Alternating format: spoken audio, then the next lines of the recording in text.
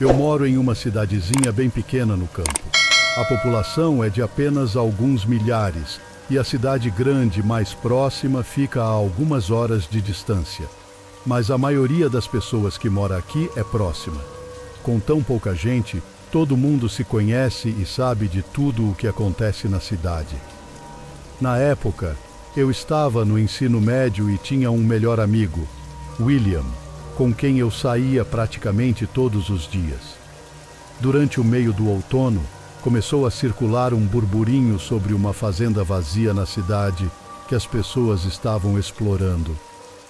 Nunca fui do tipo que faz esse tipo de coisa, mas o William era, e eu estaria mentindo se dissesse que não estava curioso. Dizia-se que a fazenda havia sido abandonada pelos donos anos atrás, deixada para apodrecer na beira da cidade nos últimos 5 anos.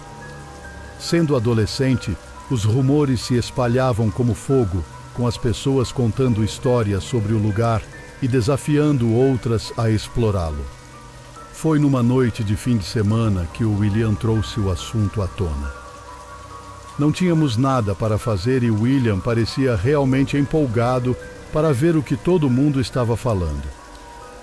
Depois de encontrar um par de lanternas, entramos no carro e dirigimos até a fazenda. Só sabíamos em que estrada ela ficava, mas não foi difícil de encontrar. Da estrada dava para ver a casa em decomposição à distância, mas não encontramos a entrada. Provavelmente estava coberta pela vegetação e talvez nem existisse mais. Então, estacionamos na estrada e começamos a caminhar pelo campo em direção à casa.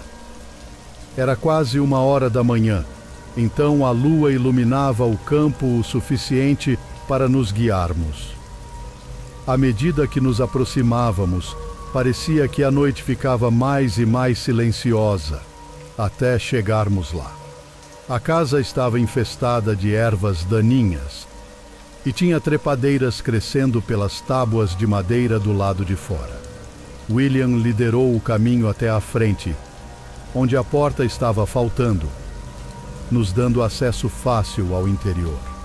Entramos e começamos a andar pelos cômodos, olhando o lixo no chão e o interior em decomposição, nos perguntando por que tinha sido abandonada.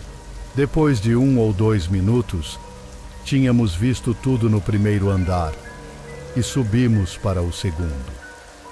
Estava muito mais escuro lá em cima, quase como se não houvesse janelas para deixar a luz da lua entrar. Acendemos nossas lanternas e as apontamos ao redor. Havia apenas 2 quartos, um de cada lado do corredor.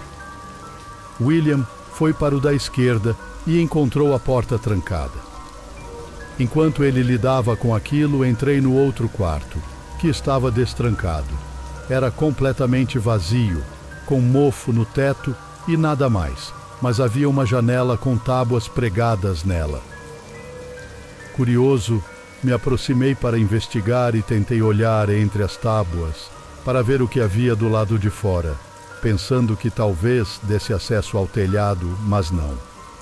A janela dava para o campo de onde viemos, e enquanto olhava para fora, vi uma figura caminhando em direção à fazenda não muito longe. Rapidamente saí da janela e sussurrei para o William que alguém estava vindo. Meu coração já estava acelerado. Acho que foi ver a figura sozinha que realmente me assustou, sabendo que não eram apenas outros jovens explorando o lugar.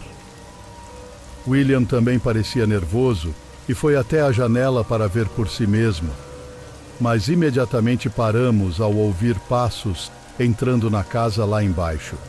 Congelamos no lugar, parados no meio do quarto vazio, com medo até de dar um passo e arriscar sermos encontrados. A pessoa caminhou lentamente pelo primeiro andar, subiu as escadas e começou a se aproximar até que a grande figura de um homem apareceu em frente a nós.